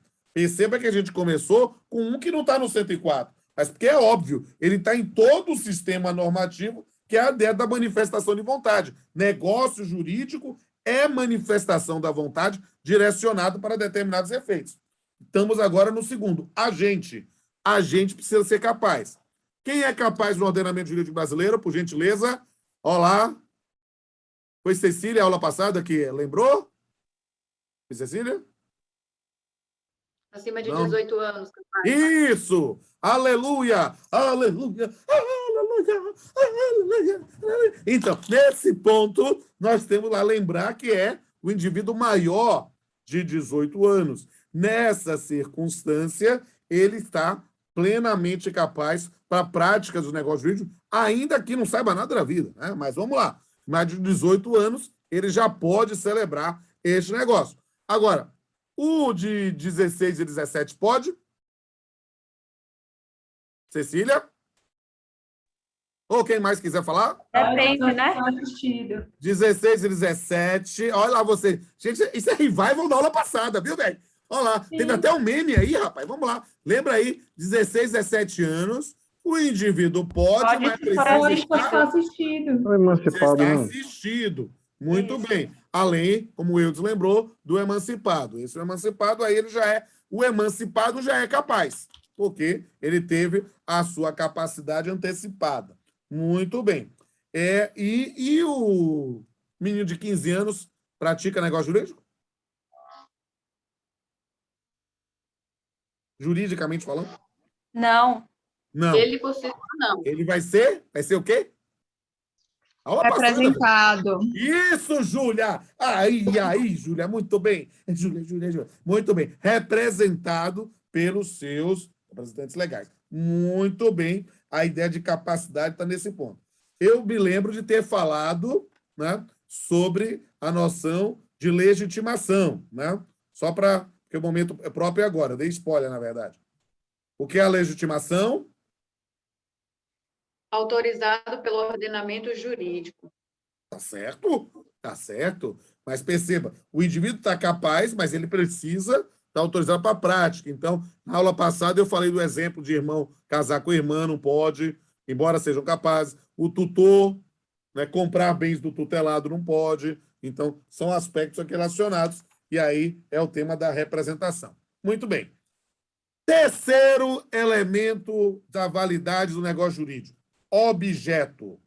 Objeto tem de ser lícito, possível e determinado ou determinável. Objeto lícito é fácil de visualizar, né? É algo que não fira o ordenamento jurídico, né? Confere? Objeto lícito, ou seja, aí deu os exemplos de situações de licitude. Objeto possível, aí a gente desmembra.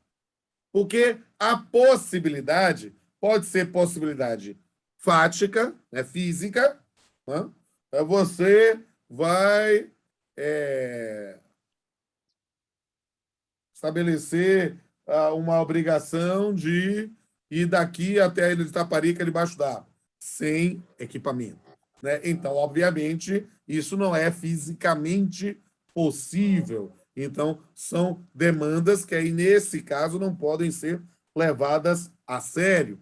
Mas também do aspecto jurídico. Perceba que a possibilidade jurídica ela acaba se confundindo com a licitude, né? Porque é algo que está autorizado pelo ordenamento. Mas perceba que dá para fazer uma distinção, né? Eu uso muito quando dou aula de competência da Justiça do Trabalho, por exemplo, e aí eu falo, olha, dissídio coletivo é ilícito? Não, é lícito. Mas dissídio coletivo com a administração pública é possível? É possível. É possível, se ele fosse seletista. Mas dissídio coletivo com a administração pública para fixar reajuste, não pode. Aí não é uma noção de licitude, é porque é uma noção de possibilidade jurídica. Ou seja, para fixar reajuste na administração pública, eu dependo de lei. Então, aí é algo que está relacionado, mas é muito próximo. Há uma similitude muito grande entre os institutos, né? E o objeto lícito, possível e determinado ou determinável. O que é a lógica? Perceba que para exigir uma prestação, eu preciso que tenha determinado, né? Eu estou querendo que seja esse bem. Mas perceba que existem coisas que se definem pelo gênero e quantidade. Vocês vão estudar semestre que vem. Olha aí, ó, exercitando o dom da profecia, lá, com a minha barba de profeta. Ora, nesse ponto, semestre que vem, vocês vão estudar a obrigação de dar coisa incerta. A obrigação de dar coisa incerta não é assim, eu vou te dar alguma coisa, viu? Não, não é isso. Eu vou te dar alguma coisa, não é obrigação exigível. Por quê? Porque você não tem determinabilidade. Dar alguma coisa pode ser até dar tchau. Não, então não pode ser nada. Então perceba que quando a obrigação de dar coisa incerta é aquilo que não foi delimitado, individualizado. Os exemplos aí das obras de arte, os exemplos dos bens definidos, ou a própria noção de produtos, né? Eu vou comprar 10 sacas de feijão ou 10 sacas de feijão preto. Isso é coisa incerta. Não são literalmente aquelas sacas ali no cantinho estabelecidas. Então, a individualização é importante. Isso vai ser muito importante também quando vocês estudarem obrigações na noção das prestações de serviço.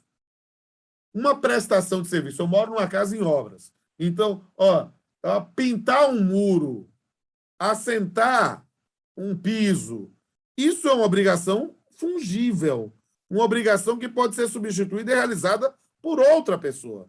Mas fazer uma obra de arte, aí é algo que tem o quê do artista. Não sei se eu vou ter a oportunidade de recebê-los aqui na minha casa, mas Quem sabe, Vinícius aí, talvez esteja como tirocinista, vem em Salvador, será um prazer recebê-los, né? Mas, para mim, vai ser um prazer receber cada um de vocês. E aí... Tem que autografar meu livro, professor. Pronto, leva que é autógrafo. E aí, o que é que acontece? Lá, vem, Nara, pode vir também. Aí, nesse ponto, eu tenho um poema que é muito conhecido, não sei se vocês conhecem, né? Porque me conheceram outro dia, né? Na verdade, eu tenho muito... eu escrevo poesia há mais de 30 anos, né? Então, toda a minha obra poética está no YouTube, está na internet, eu não quis ficar restrito aos livros. Mas eu tive um poema que ficou muito conhecido, por quê? Porque o Leandro Carnal recitou uma vez, e aí um monte de gente começou a olhar meu blog de poesia. Eu fiquei pop por causa disso, né? Aí o que acontece? É um poema que me agrada muito, que é uma das minhas militâncias, que é o combate ao preconceito. E aí, o que é que eu fiz? Eu fiz uma música com isso, fiz clipe lá da banda, mas eu quis, na minha casa nova, ter um espaço. Então, na entrada da casa, eu chamei um artista plástico e ele desenhou o poema, né? Ficou muito bonitinho, não sei se vocês já viram. Se quem olhar, futucar meu Instagram, vê lá, que eu me dei de presente isso agora, dia 23 de junho, que foi meu aniversário, né? Mas aí tá muito bonito. Mas perceba, eu chamei um artista plástico para fazer isso. Eu não mandei alguém pintar uma parede. Pintar uma parede, né? Ou mesmo escrever o poema, outra pessoa poderia fazer. A Batalha tem uma letra bonita, né? Mas a questão individual do artista é algo que torna a obrigação fungível. Imagine que eu contrate ele e ele não vai no dia. Eu não posso aceitar que ele mande outra pessoa no lugar. A prestação, eu vou escrever aqui, é intuito persona. Thalita diz, vai rolar o churrasco da turma, será um prazer. Eu adoro receber gente em casa. Será um prazer. Né? Então, neste ponto, a gente fala de uma obrigação intuito persona, ou seja, somente aquele indivíduo pode realizar a prestação. Né? E isso é interessante porque é a diferença do determinável para o determinado. O determinado, né, é infungível. Beleza? E, finalmente, a forma. A forma. A forma, como a gente já esclareceu aquela dúvida de Thalita, a forma é um requisito existencial do negócio jurídico. Agora, do plano da validade, a forma tem de ser a forma prescrita em lei, ou seja, estabelecida em lei, ou uma forma não proibida na lei, né? Não defesa. E aí, essa é a forma adequada para realizar o negócio jurídico. O melhor exemplo, como eu disse, é do contrato de compra e venda de bem imóvel. Mas não é o único. O testamento, por exemplo. O testamento é um negócio jurídico, não é contrato, formal. É um negócio jurídico que eu estabeleço determinados requisitos para poder produzir provas. Então, tem testamento público, tem testamento privado, tem testamento cerrado. Se você descumpre alguma dessas modalidades, isso não é testamento. Né? Ó, vou aqui, falando das fofocas aqui, eu com minha namorada. Aí minha namorada, por exemplo, né, ela tem uma filha, né, e ela morava ali num flat ali na Barra. E aí os pais dela, que são os donos do flat, disseram, não, vamos deixar esse flat para a Laís, que é a filha da minha namorada, ou seja, os netos. Sim, vamos deixar. Não tem problema, o irmão dela, Alan, deixa. Tudo bom, tudo de boas, tudo de boas. Os velhos morrem. Essa manifestação de vontade, ainda que seja escrita, é um testamento? Não é, velho. Não é. A gente precisa entender que o mundo não é de boas. O mundo é de boas quando todo mundo acha que está tudo de boas. Mas quando há interesses, e nesse ponto manifestações de vontade, não pode produzir os efeitos. Então, é preciso, se eles querem que este bem fique realmente para a sua neta, seria necessário, letra A, que ele estivesse na parte disponível do seu patrimônio, em cada um deles, em testamentos separados, porque não pode testamento conjunto, e nessa manifestação de vontade não tem havido nenhuma modificação na situação de fato. E pelo modelo do testamento. Não é simplesmente porque eu acho isso e está resolvido. Thalita, pergunta. A questão da doação de órgãos também entra nisso? A questão da doação de órgãos é um tema fascinante. A gente até trabalha um pouquinho lá em Teoria Geral de Direito Civil 1, quando fala de direito da personalidade, porque no Brasil, por causa dessas paranoias do fake news, ou de discurso de ódio, ou sei lá o que é isso, né?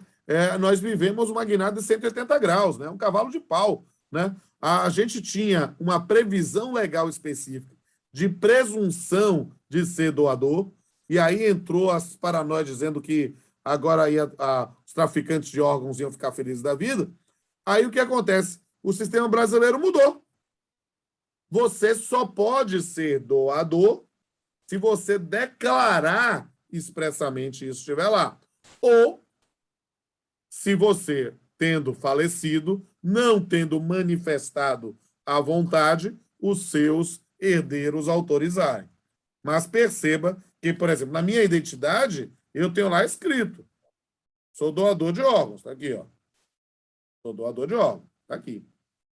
Aí, mas eu fiz a declaração de vontade, porque eu fiz isso já pensando numa circunstância como essa, né? Eu era juiz no interior, andava de ônibus 14 horas toda vez que viajava, então podia ter um acidente, alguma coisa, podia morrer ali e ter uma situação em que não tinha tempo hábil para fazer isso.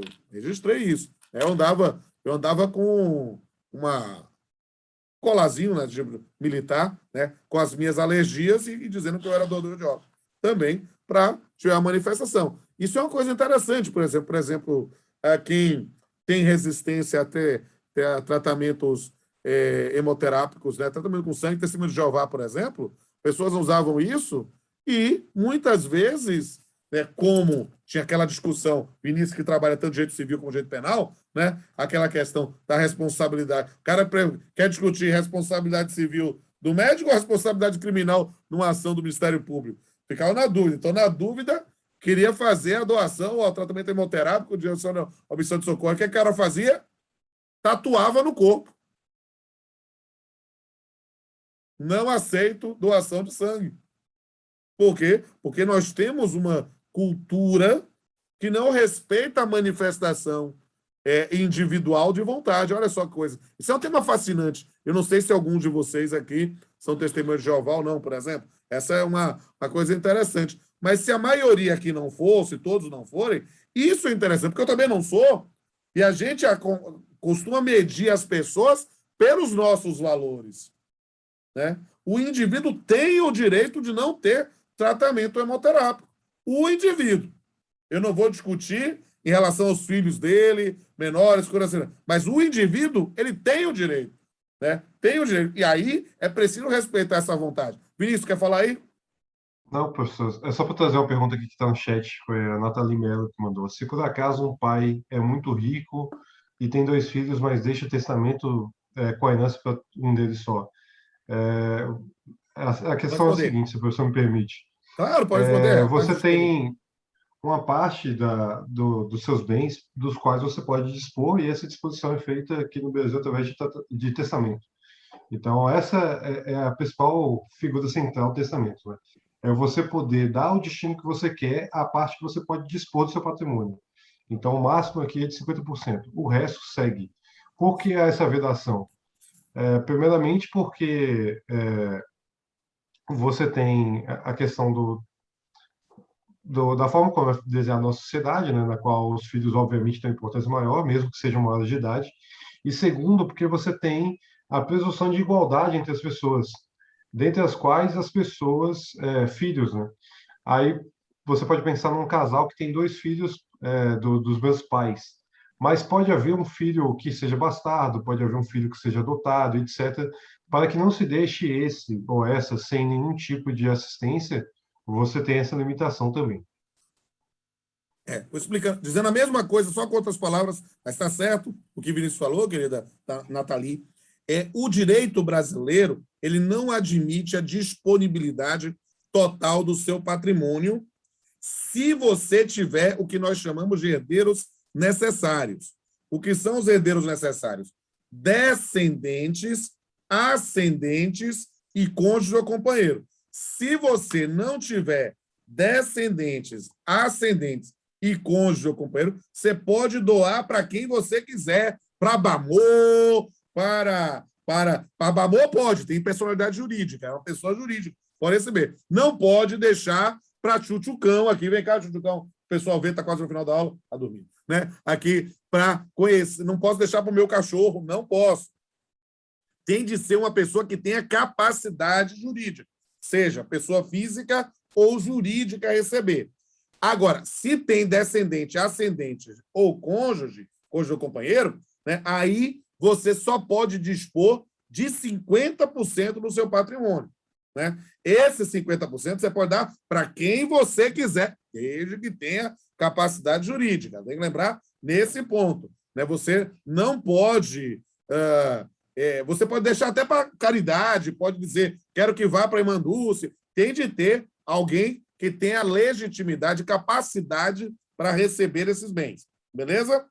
Aí pode. Você pode deixar, inclusive, para nascituro. Você pode deixar para prole eventual. Posso deixar para, se meu filho tiver um filho durante o ano depois da minha morte, ele receber. Pode. Isso faz parte das disposições, mas dentro dessa limitação. Tá? Eu quero responder essa pergunta aqui lá de cima, que eu vi agora, desculpa, do Eudes. O influenciador digital riscou uma obra de arte em um hotel. Este quadro havia sido vendido ao hotel, mas mesmo assim o artista entrou com uma ação contra o influenciador digital. Pode sim, tranquilamente. Por quê? Porque uma coisa é o uso, é a propriedade. Você é dono de um determinado bem, mas a obra artística ela deve ser preservada. Claro, eu não lembro, e claro que tem muito dessa questão de causar, então não vou entrar na seara, mas se você adultera, se você modifica uma determinada obra artística, você está atentando contra um direito do autor. Há um caso, viu, Eudes, muito... Acho que eu tive a impressão que eu falei isso, pode ser na outra turma, não sei, né? Que é de um professor aqui da casa, né? Que vocês, não sei se foram alunos dele, que é o Rodrigo Moraes. O Rodrigo Moraes é um professor de direito civil, inclusive, mas o bom para você ser aluno dele é ser de direito autoral. Ele é realmente o especialista na UFBA em direitos autorais. Aí ele é o cara. Em direito civil você tem muito professor. Bom, aí você pode pegar outros, mas direitos autorais você faça com ele, que ele é o cara. E ele, para falar, esqueci ainda do caso, foi advogado de Juarez Paraíso. Não sei se vocês conhecem. Juarez Paraíso, inclusive, é um artista que está muito respeitado, foi, inclusive, eleito para a Academia de Letras aqui da Bahia, e Juarez Paraíso era autor de umas obras que tinham no antigo Cinearte. Não sei, que você olha para vocês aqui na tela, estou vendo todos os meninos com idade de ser meus filhos, então talvez não conheçam. Mas havia um cine ali no Politeama, que era o Cinearte, né? Era um cine muito legal, né? E tinha uns desenhos de uns orixás, algumas coisas assim, que ele tinha feito lá. Aí o que acontece? O cine foi vendido para uma igreja. O pessoal da igreja não permitiu nem que ele retirasse. O pessoal fez para destruir mesmo as obras artísticas. Aí a discussão. Cabe ação? Cabe. Agora, o que é interessante? O influenciador digital, quando risca uma obra de arte, pode, eventualmente, inclusive, agregar um novo valor a essa obra. E você, no final das contas, fica no lucro. Mas, realmente, há uma situação de lesão a um direito subjetivo. Diga aí. Tinha alguém? Professor, uma dúvida. Diga, princesa. Eu Tá vi me que é ouvindo? uma professor, vi uma voz feminina, mas não sei quem é. Pronto, é Noemi. Deixa eu falar uma coisa. O nascituro, o senhor falou que se meu filho tivesse um filho dentro de após a minha morte, ele herdaria. Não teria que o bebê nascer com vida e respirar? Tem alguma coisa? Tem, querida, tem. Ele precisa nascer com vida. Se engravidar, mas abortar ou nascer morto, aí não herda, não. Então, eu tenho uma disposição, eu digo que se ele tiver um filho naquele período, isso, mas ele precisa nascer com vida, correto? Eu digo que ele tem que ter um filho em 1 ano, mas o bebê tem que nascer respirando. É assim, só pode nascer, precisa nascer. Nascer, respirou, morreu logo depois, já herdou. Era isso que eu ia comentar, que se Natimorto, não. ele nasceu e Natimorto, veio a não. morrer logo depois, modifica Morreu logo toda depois, essa já questão de nasceu, sucessão. respirou, E aí já a herdou. sucessão muda toda. Né? Muda toda. Beleza? Perfeito. Tá de boas? Nara já está com sono, já está com o bocão enorme. Então, a aula em tese termina daqui a uns 15 minutos, mas se vocês quiserem, pode terminar um pouquinho mais cedo hoje, sem estresse de minha Não, parte. professor, sua aula é Olha. maravilhosa, porque eu estou à base de antialérgico, aí eu fico assim, Tranquilo, lerda antialérgico é terrível. Não se preocupe, eu preciso até ter cuidado, porque eu fiz essa brincadeira de fazer brincadeira com todo mundo e começou. Professor, É só lá. a Diga aí, aula pessoal. vai até que horas? Não é até 15, 3h45? 3, Ah, 55? é 55, eu certo. nunca lembro. Peraí, eu me Não atrapalho. sei também. Lembra que o homem É é velho. até o homem é velho. 3h45. Segundo o 45, SIAC. né? Então já está acabando, né? Tá, desculpa. É porque eu gosto da aula, às vezes eu posso entrar aí, é que eu não quero. A aula é até 15h45, desculpa. Então já está Ô, acabando mesmo. professor, Diga, minha princesa. Eu Vamos lá, 3 tava falando minutinhos. chat. me Para tira uma, aproveitar a presença de vocês. tira uma dúvida, por Tiro. gentileza. Qual é a edição mais atualizada do volume único do livro do senhor? 2021. Mas a edição acho que é quinta edição? Ah, o número da edição? Deixa eu ver aqui. Quinta edição. Aqui, ó. Ah, ok, beleza. Olha aqui. Beleza, valeu, obrigada. O professor tem uma pergunta no chat.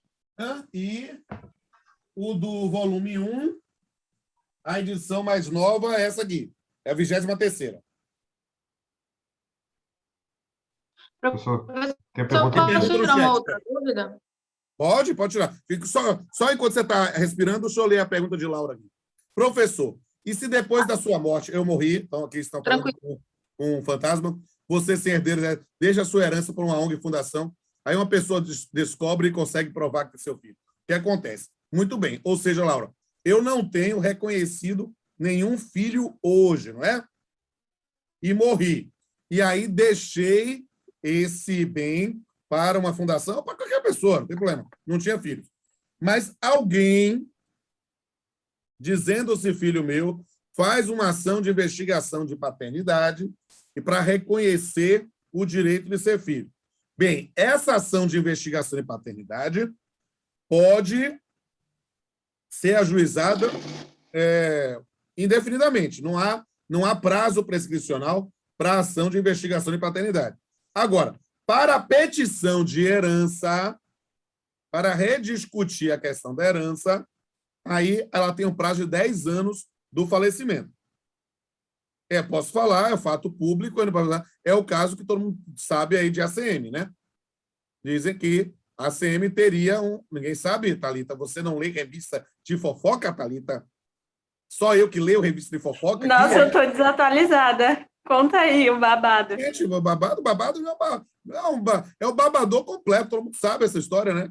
Que a ACM teria tido um filho com a Lúcia Flecha de Lima, né? Que era a mulher do embaixador, e que aí teriam sido feita uma ação de investigação de paternidade e aí da discussão sobre isso, mas não sei detalhes, porque esse processo corre em segredo de justiça.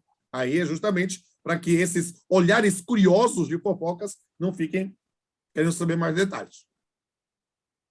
E aí, Laura, só para responder, Laura, nesse caso, se a pessoa consegue provar que é filho, dentro do prazo da petição de herança, ele vai pedir a rediscussão sobre o elemento, e aí a gente vai ter um fenômeno chamado redução das disposições testamentárias, que é a parte final do Código Civil. Se abrir o Código Civil agora, você vê lá o trechinho. Redução das disposições testamentárias, é disso aí que está falando.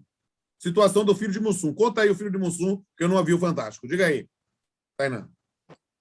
É um filho, o qual ele, antes de morrer, não sabia da existência. Pediu agora, acho que, a reaver a partilha dos bens, né? Entre os irmãos dele. Acho que já tinha sido feita a partilha dos bens. E aí ele pediu na justiça para reaver essa partilha novamente, no caso. Aí está em discussão sobre essa questão de até onde é possível, porque se o processo já foi encerrado ou não, até onde é possível reabrir essa discussão. Bem, o que acontece? Você sabe que a imprensa faz, às vezes, uma presepada em cima de questões que a lei já resolve, né? Bem, se o filho já tiver... Se Mussum morreu há mais de 10 anos, alguém olha no Google aí, quando é que Mussum morreu? Se tiver mais de 10 anos... 1994. 94, nós estamos em 2021. Então, nesse ponto, se a ação não foi ajuizada antes de 2004, já era. Aí vai ser só mimimi. É mimimi mesmo. Eu quero a minha parte, sim, mas passou no prazo. Eu não sabia. Essa é uma discussão. A petição de herança já foi. Agora, o reconhecimento da paternidade pode ser a qualquer tempo. Então, não sei se é o caso, tá, gente? Então, se surgiu agora alguém que disse que é filho de Mussum já morreu há mais de 10 anos, na verdade, 94 para cá, são 27 anos, né? Então, 27 anos. Neste caso, o pessoal de direito não sabe aritmética, né? Então, 27 anos, ele tem o direito de ajuizar a ação e ver reconhecida a paternidade. Só não vai receber herança.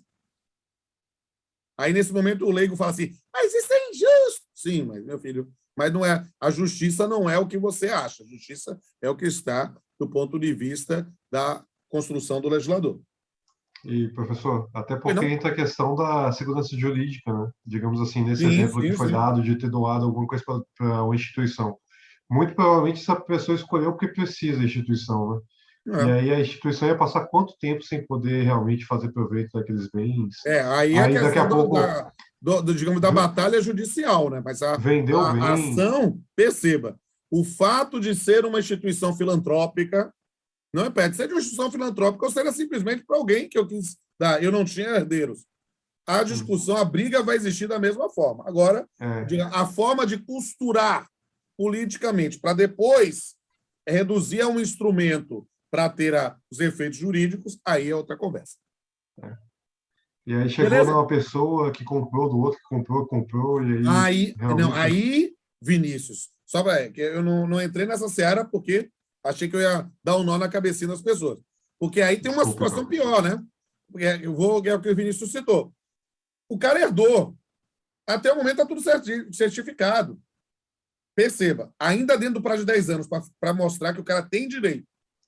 Dentro do prazo de 10 anos, o cara entra com a ação, né, de investigação de paternidade e de petição de herança. Pode. Vai ter que constituir? Vai. Mas antes do cara ajuizar a ação, já tinha feito a partilha e vendeu para terceiros. O terceiro não tem nada a ver com a história. Não quer saber quem infernizou a asa da barata. Nesse ponto, a preservação da boa-fé subjetiva do terceiro é fundamental no sistema.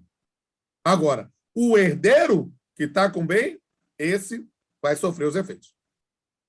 Beleza, Vinícius? Vinícius, a sua câmera sumiu. Mais alguém uma dúvida aí, gente? Mestre, tem uma dúvida aqui. Eldes.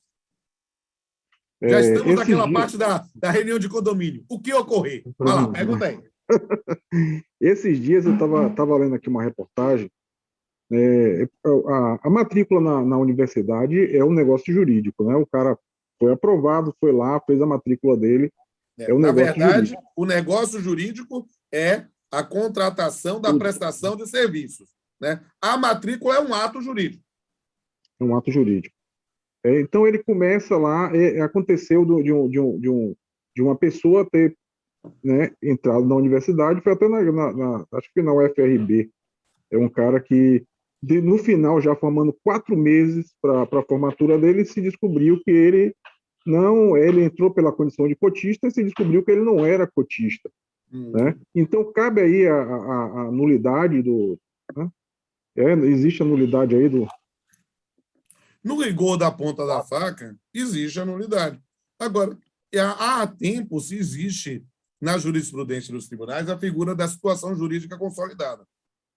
Ou seja, eu não posso lhe dar uma opinião de sim ou não, de certo ou errado, de preto e branco, numa questão como essa. Por quê? Porque você pode ter uma situação que se configura como situação jurídica consolidada, e aí o indivíduo vai discutir perdas e danos, ou responsabilidade criminal, ou a responsabilidade civil, mas, aparentemente, o curso do cara já no final, ele vai colar grau sim. Aí eu já estou respondendo porque conheço a jurisprudência sobre a matéria, tá? Mas, claro, no rigor da ponta da faca, já vai ter dor de cabeça por um bom tempo. Minha dúvida, professor. Pois não. Naquele exemplo que o senhor deu sobre o flat da sua namorada, que os Sim. pais dela tinham interesse de passar para a filha dela, o senhor disse que o irmão dela aprovou, que está tudo bem. Vamos supor que os pais eles façam esqueci o nome, um testamento, né, dizendo que eles querem passar aquele flat para jovem e tal. O irmão, na priori, ele concordou. Após o falecimento, ele quis revogar, dizer que não aceita, que ele é um herdeiro legítimo, necessário e que ele tem direito. Ele pode fazer isso mesmo com o testamento? Claro. Ou seja, a voz, o desejo dos avós podem ser ou não respondido, no caso ali. Atendido. Sim, perceba, não é contrato. Ele ter dito de boa isso e depois, não, eu estou precisando, a situação diferente, não quero.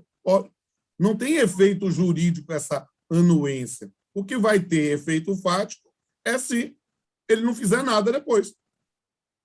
Entendi. Depois de 10 anos, né? Não, se ele não fizer nada imediatamente, né? Porque, ou se der em seguimento ao testamento, e ele não argui a nulidade. Entendi. Entendi, professor. Obrigada. Perfeito. Tem mais? Vamos lá? Mas não, então, não aguentando mais o velhinho, então, que Deus abençoe vocês, espero que tenham gostado da aula, que tenham tido oportunidade para fazer mais memes e tenham se divertido aí também com os nossos debates e tenham gostado aí do nosso Tirocinícia Vinícius, e a gente se encontra semana que vem, se Deus quiser abençoar todos vocês. Já vou liberar todos e todas. Beijinho. Beijinho para aquele beijo. Abraço para aquele beijo. Fica combinado o churrasco da turma aqui na minha casa em algum dia, quando puder ter aglomeração. Thalita tinha desligado a câmera, foi só falar churrasco, ela ligou. Você tá vendo, rapaz? O pessoal do reggae, assim, ó, nossa promoter aqui. Muito bem. Espero que tenham gostado desse encontro aqui. Beijo a todos. É isso, gente. Tchau. Até mais. Tchau, professor. Boa tarde. Tchau, gente. Nada, não para mais de falar. Aí começa o que eu chamo de chamada regressiva. É assim, o pessoal vai saindo. Daí só fica na sala quem, na verdade, só ligou a câmera e não está assistindo a aula. Vamos ver aí. Mas quem está com a câmera ligada não conta, né? Eu tô ativa. É porque eu não estive na primeira aula. A sua metodologia é a mesma do Direito Civil 1, uma prova no final, correto? Isso, minha princesa, é isso mesmo.